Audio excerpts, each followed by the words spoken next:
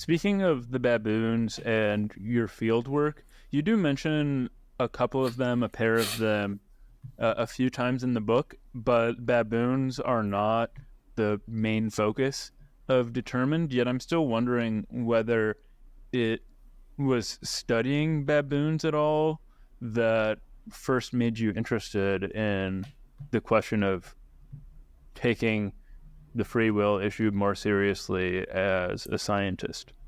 Um, I don't think so. I decided there was no free will when I was 14, and even though I was already like heading in a primatology direction, I wasn't quite intertwining the two. Um, like I sort of have spent half my scientific life as a neurobiologist in a lab and half as a primatologist out in the field.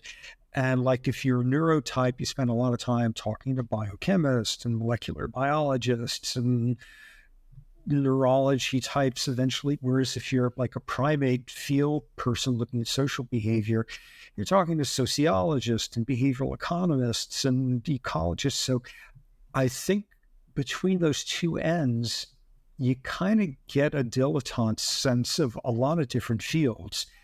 And what you see then is when you put all those pieces together, there's still no room for free will.